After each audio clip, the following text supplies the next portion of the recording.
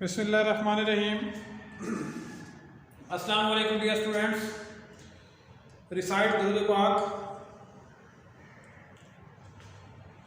जी first year class, आज last time हमने जो है ना 4.6 एक्सरसाइज को कंप्लीट किया था।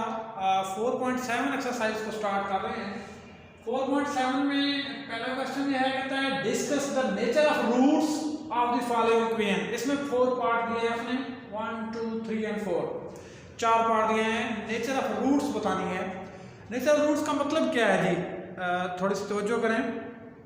जब हम किसी क्वाड्रेटिक इक्वेशन को सॉल्व करते हैं, हल करते हैं, तो एंड पे हमें जो x की वैल्यूज़ मिलती हैं या जो वेरिएबल गिवन होता है उसकी जो वैल्यूज़ मिलती हैं वो उस इक्वेशन के रूट्स कहलाते हैं, उस इक्वेशन के रूट्स कहलाते हैं। अब हमने जो है ना उन रूट्स की नेचर बतानी है। क्या मतलब है इसका कि वो रूट किस तरह के हैं, मतलब किस नेचर के हैं। अब टोटल कितनी पॉसिबिलिटीज हो सकती हैं।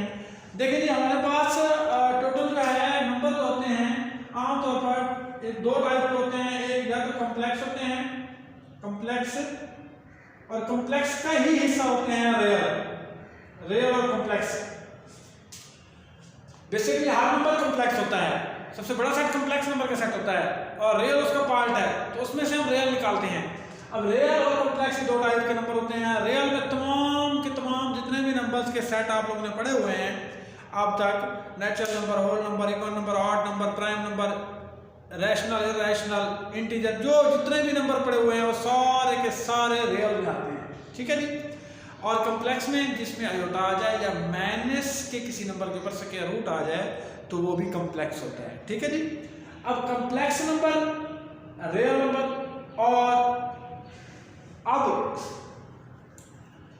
हमने देखना यह है कि ये जो हमारे पास रूट्स हासिल होने हैं इक्वेशन के बगैर सॉल्व किए। अब इक्वेशन को हल करें, पूरी की पूरी सारी इक्वेशन को हल करें। अब उसको हल करने के बाद एंड पे उसके जो रूट्स निकलें, फिर उसके बारे में बताएं कि ये रियल है, कॉम्प्लेक्स है। इससे सारे सोल्यूशन से बचने के लिए शॉर्टकट हमें एक मेथड मिला है, डिस्क्रिमिनेंट। डिस्क्रिमिनेंट कहते हैं बेटा b² - 4ac। डिस्क्रिमिनेंट से कहते हैं कि नेचर ऑफ रूट्स जो है किसी भी इक्वेशन के डिपेंड्स करता है on the value of b² - 4ac, और this is called discriminant of that equation. उस इक्वेशन का डिस्क्रिमिनेंट कहलाता है। इसके ऊपर डिपेंड करता है, इसकी वैल्यू निकालेंगे। इसकी वैल्यू निकालने के बाद हम ये डिसाइड कर देंगे, बजाय इसके पूरी इक्वेशन को सॉल्व करें, हम इसकी वैल्यू को देखते हुए, इसकी वैल्यू हमें बताएगी, इसकी वैल्यू को देख के हम डिसाइड करेंगे कि जो गिवन इक्वेशन है उसके रूट्स किस टाइप के हैं, किस उसकी उनकी नेचर क्या है, रियल है, कॉम्प्लेक्स है या कोई और है, तो उसके बारे में बताते हैं जी। ठीक है जी। अब इसके लिए हमारे पास 4 केसेस हैं। इस डिस्क्रिमिनेंट किस तरह का हो तो किस तरह के रूट्स होंगे, ये हमने डिसाइड करना है। अब पहली कंडीशन ये है कि डिस्क्रिमिनेंट हम निकालते हैं b² - 4ac। इसकी वैल्यू आ जाती है पॉजिटिव। क्या वैल्यू आती है? इफ b² - 4ac डिस्क्रिमिनेंट जो है, discriminant equal to this is positive and is perfect square. एक तो पॉजिटिव भी आता है, डिस्क्रिमिनेंट निकालते हैं वो पॉजिटिव आ जाता है, और परफेक्ट स्क्वायर भी है। डिस्क्रिमिनेंट की बात कर रहा हूं मैं, ये अभी रूट्स की बात नहीं की। उस डिस्क्रिमिनेंट को देख के हमने फिर डिसाइड करना है कि इस इक्वेशन के रूट्स कॉम्प्लेक्स हैं, रियल हैं या क्या है। ठीक है जी। अब डिस्क्रिमिनेंट आ जाता है जी पॉजिटिव और परफेक्ट स्क्वायर। क्या मतलब है? मिसाल के तौर पर 1 आ जाता है, 1 का स्क्वायर है, 4 आता है, 2 का स्क्वायर है, 9 आ जाता है, 3 का स्क्वायर है, परफेक्ट स्क्वायर है, 16 आ जाता है, 25 आ जाता है, 36 आ जाता है, 49 आ जाता है, एंड सो ऑन। ये परफेक्ट स्क्वायर है। ये 1 का है, 2 का परफेक्ट स्क्वायर है, 3 का है, 4 का है, 5 का है, 6 का है, 7, ये अप टू सो ऑन।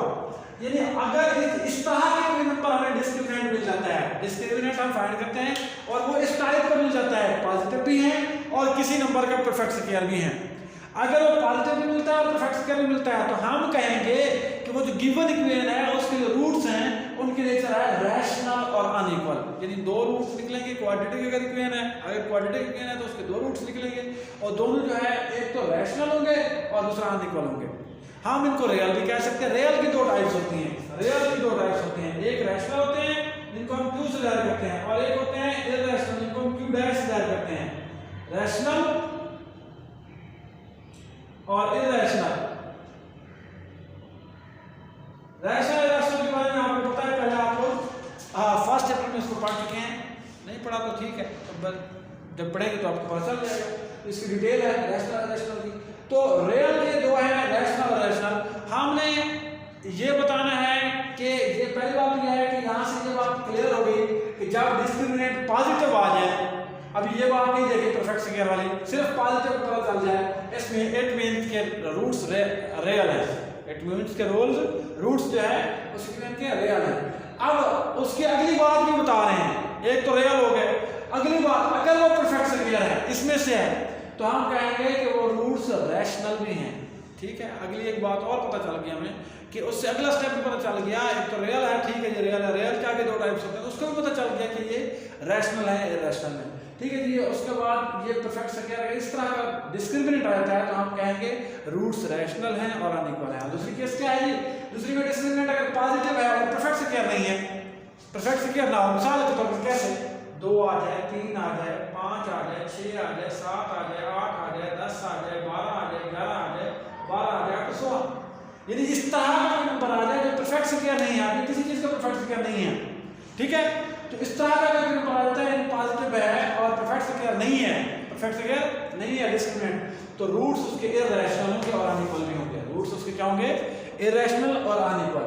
और तीसरी कंडीशन क्या बेटा, डिस्क्रिमिनेंट अगर आ जाए नेगेटिव, ये तो थी दो पॉजिटिव की सूरत हाल, दो पॉसिबिलिटीज बनती थी पॉजिटिव की। अब नेगेटिव अगर आ जाए, डिस्क्रिमिनेंट -1, -2, -3, -4, माइनस समथिंग आ जाए, कोई भी चीज आ जाए माइनस में, अगर माइनस में डिस्क्रिमिनेंट आ जाता है तो फिर हम कहेंगे रूट्स जो है इसके कॉम्प्लेक्स हैं, इमेजिनरी हैं, कॉम्प्लेक्स।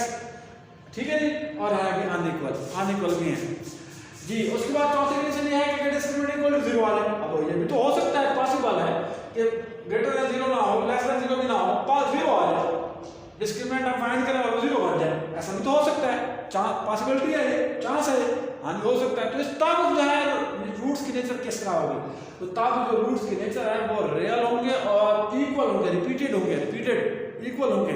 यानी अगर एक रूट 2 आएगा तो दूसरा भी 2 होगा, अगर एक 5 है तो दूसरा भी 5 होगा, अगर एक 10 है तो दूसरा भी 10 होगा। ठीक है, ये डिस्क्रिमिनेंट इक्वल टू 0 अगर आ जाए, बराबर टू 0 इक्वल टू 0 आ जाए, तो तब हमारे इक्वेशन जो गिवन इक्वेशन है उसके जो रूट्स की नेचर है वो रियल और इक्वल होगी, रियल भी होंगे और इक्वल भी होंगे, कॉम्प्लेक्स भी होंगे। ओके जी, ये हमारे पास 4 सूरत हाल थी, 4 कंडीशन थी। अगर ये आपको दिमाग में बैठ जाए तो ये आप क्वेश्चन आसानी से कर सकते हैं, किसी भी इक्वेशन के रूट्स की नेचर आप बता सकते हैं आसानी से। देखिए 4 पार्ट है, एक पार्ट करते हैं 4x + 6x + 1 = 0। तो इसमें देखिए डिस्क्रिमिनेंट फाइंड करते हैं, उसके लिए हमें क्या चाहिए, ABC की वैल्यू चाहिए, x स्क्वायर में कोएफिशिएंट a, ये b हो गया और ये c हो गया 1।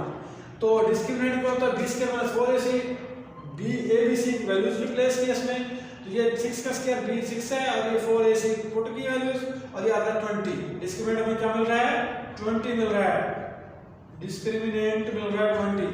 अब 20 किस कैटेगरी में आता है, इसमें आता है, इसमें आता है, या इसमें आता है, या इसमें आता है, पॉजिटिव है 20, यानी इन दो कैटेगरीज में से होगा कुछ। तो अब 20 किसी चीज का परफेक्ट स्क्वायर है, नो, 16 होता है, 25 होता है, परफेक्ट स्क्वायर 20 तो नहीं है। अगर 20 नहीं है तो इट मींस कि ये दूसरी केस है, दूसरी कंडीशन हमें मिल रही है, क्या डिस्क्रिमिनेंट पॉजिटिव है और नॉट परफेक्ट स्क्वायर, तब रूट्स की नेचर क्या होगी, इरेशनल और अनइक्वल, इरेशनल और बस आपने लिखना है इसमें, discriminant is positive and is not perfect square and is not perfect square, so the roots are irrational and unequal। ये शॉर्ट क्वेश्चन है, इसके तौर पर पूछे जाते हैं शॉर्ट क्वेश्चन। ये आपको क्लियर हो गया, तो ये आज के इतना काफी है। दुरूद शरीफ पढ़ते रहिए, इंशाल्लाह नेक्स्ट लेक्चर में नेक्स्ट प्रोसीड करेंगे। अल्लाह हाफिज।